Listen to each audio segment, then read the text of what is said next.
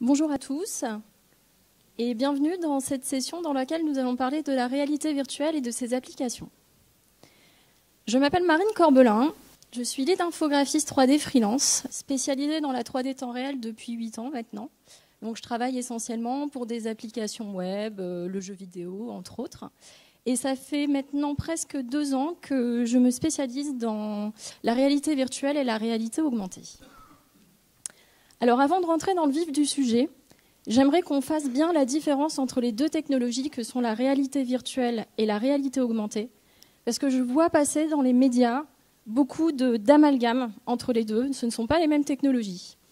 La réalité virtuelle, c'est ce que vous allez pouvoir expérimenter avec un casque de réalité virtuelle comme l'Oculus Rift, le Vive, le PlayStation VR ou encore le Google Cardboard.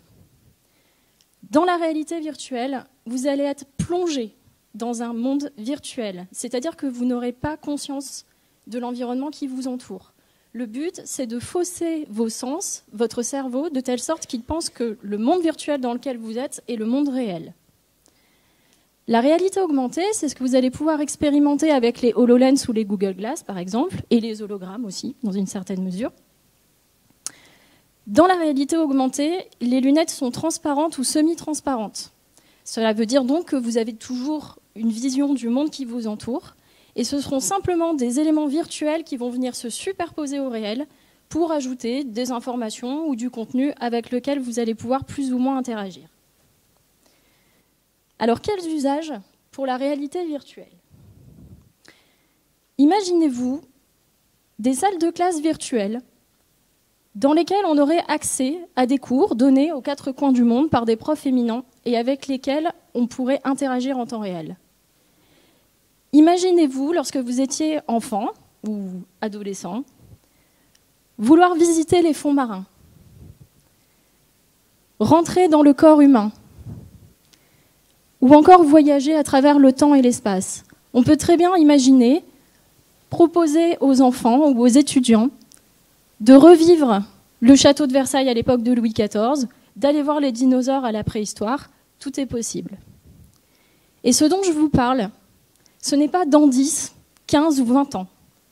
Vous pouvez d'ores et déjà visiter les fonds marins, rencontrer des dinosaures en chair et en os, vous balader dans le système veineux du corps humain, ou encore faire un petit tour dans notre système solaire. Le deuxième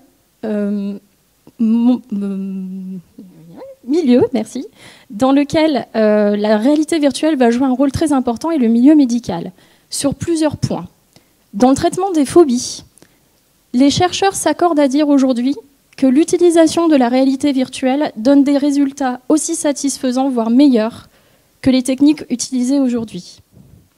Une grande avancée aussi, c'est dans le traitement des troubles post-traumatiques, dont par exemple les militaires qui reviennent de guerre et qui n'arrivent pas à reprendre une vie normale, ou les gens victimes de harcèlement ou d'agression. Grâce à la réalité virtuelle, on arrive à les remettre dans un environnement qui leur rappelle les souvenirs et ainsi à les aider à surmonter les épreuves. On va aussi voir arriver beaucoup d'applications en rapport avec la méditation et la relaxation. Un exemple concret, la NASA est actuellement en train de développer une application de réalité virtuelle pour les astronautes qui vont partir sur Mars. Ils se sont rendus compte, pendant les séances d'immersion et de tests, que les astronautes étaient victimes de dépression. Et forcément, ça peut poser problème. Ils ont donc décidé de réaliser une application de réalité virtuelle qui propose plusieurs modules. Un de relaxation, dans lequel ils peuvent admirer un coucher de soleil, se balader dans la forêt, regarder les montagnes.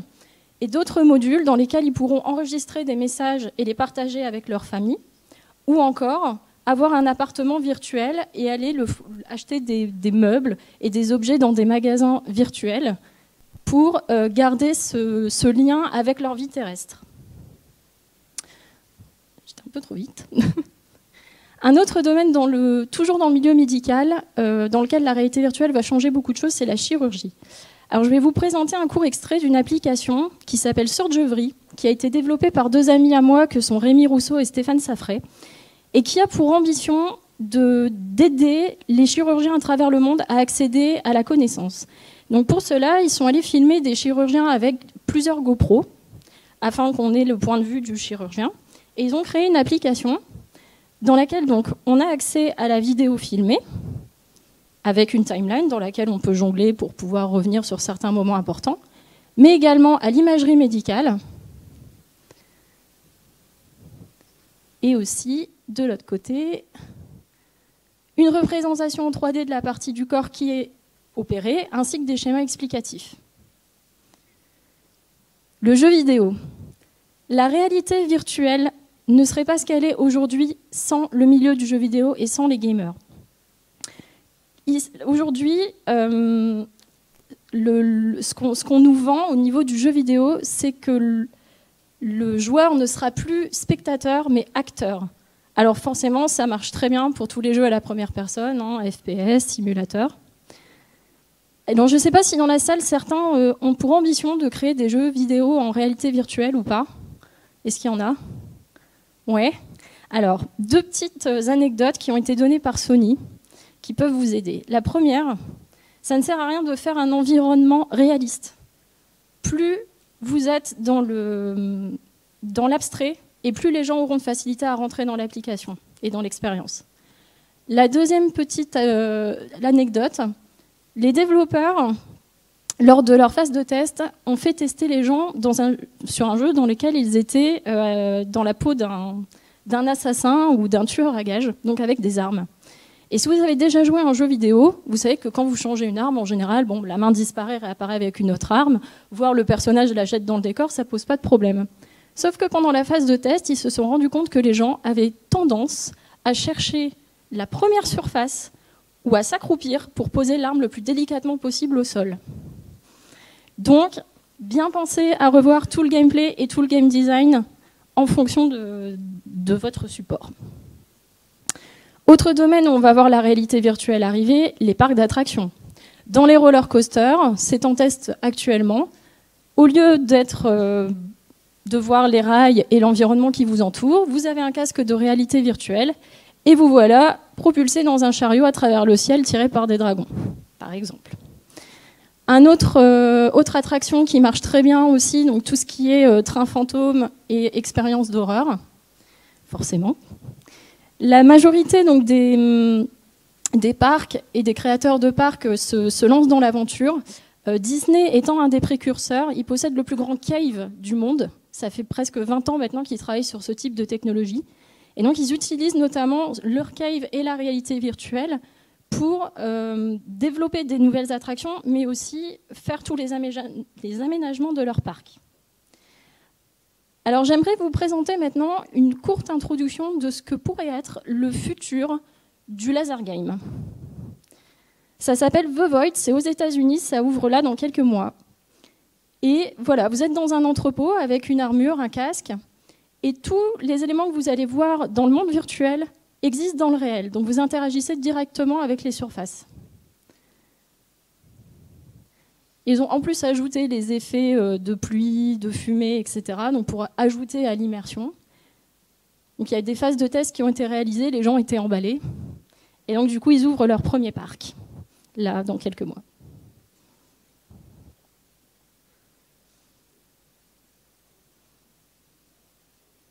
Ça donne envie, hein. Ça coûte entre 29 et 39 $ les 30 minutes. Autre domaine dont vous avez peut-être déjà entendu parler, on va voir donc l'arrivée de la réalité virtuelle dans l'immobilier.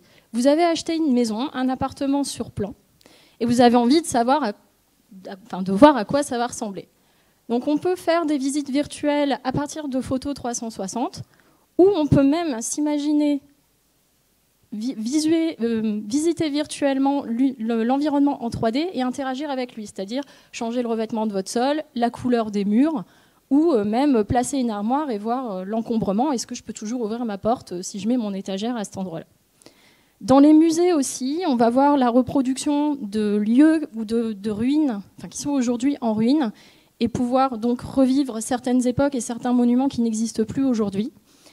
Et certains musées vont également proposer des visites virtuelles de leur musée. Donc si vous n'avez pas la possibilité de voyager à l'autre bout du monde pour accéder à telle ou telle collection, vous pourrez le faire et surtout vous approcher au plus près des œuvres.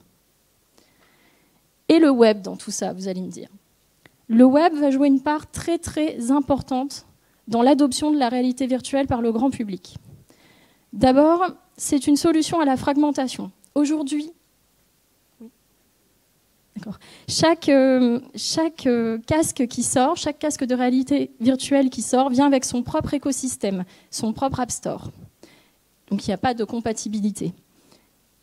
Le web a pour ambition de proposer une plateforme unique qui sera compatible avec tous les casques du marché. Le contenu accessible en un clic. Pas besoin de temps de téléchargement trop long, à part si vous avez une application un peu gourmande en ressources, ce sera accessible très rapidement. Apporter le contenu là où se trouve le public. Aujourd'hui, le public, il est où? Il est sur Facebook, sur Reddit, sur Google, sur WordPress. La volonté du web VR est non pas de mener les gens à la réalité virtuelle, mais d'apporter le contenu virtuel au public visé. Ça va également aider à développer le côté social, et on peut voir arriver, pourquoi pas, le prochain Second Life. Quelques outils que je vous invite à aller voir si vous voulez vous lancer dans l'aventure. WebVR qui vous propose les outils de base pour commencer à coder. FreeJS qui permet d'intégrer des éléments 3D. Carmel qui est le VR browser annoncé par Oculus début octobre, qui viendra avec la technologie React VR, qui est une adaptation en réalité virtuelle de React. Et pour les modeleurs 3D, s'il y en a, Sketchfab qui vous permet d'ores et déjà d'intégrer vos modèles 3D et de les voir en réalité virtuelle via Google Cardboard. Voilà, j'espère que cette présentation vous a plu et surtout vous a donné envie d'aller creuser le sujet et de vous renseigner sur la réalité virtuelle et sur le futur. Merci.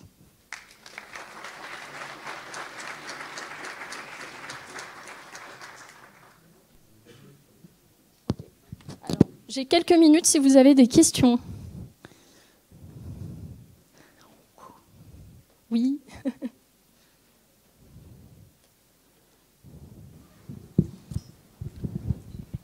D'abord, merci pour la conférence. Est-ce qu'il y a des études qui ont été faites sur l'impact, notamment auprès des jeunes enfants, l'utilisation de casques à réalité virtuelle? On sait par exemple que la 3D est très mauvaise pour les jeunes et choses comme ça. Alors justement, c'est un des problèmes, parce qu'il y en a, hein, il n'y a pas que des choses bien dans la réalité virtuelle, c'est un des soucis, c'est qu'aujourd'hui, on n'a pas de vue précise sur l'impact que la technologie a sur les enfants. Pour l'instant, il y a des disclaimers sur tous les casques qui invitent les gens à ne pas les utiliser sur des enfants de moins de 13 ans. Parce qu'on n'a pas encore de certitude sur l'impact que ça a au niveau neurologique et au niveau oculaire, notamment sur la mise au point. Ça peut avoir des impacts sur la mise au point de l'œil. Et aujourd'hui, c'est un des gros problèmes, c'est qu'on n'a aucune certitude là-dessus. Merci.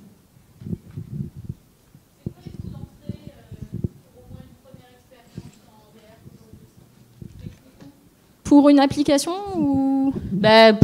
Pour produire, par exemple, si je suis à un hôtel, avoir une première visite virtuelle à proposer, combien ça me coûterait? Ça dépend. Si c'est à partir de photos 360, on peut être sur quelques... Ça peut être des budgets très bas. Après, à partir du moment où on passe sur de la 3D avec laquelle on va pouvoir interagir, là, on a besoin de développeurs, de graphistes, et forcément, les coûts vont augmenter. Donc, j'ai pas de prix précis. Mais en fonction de la technologie que vous allez utiliser... C'est quelques milliers d'euros, quelques centaines de milliers d'euros? Plutôt quelques milliers d'euros.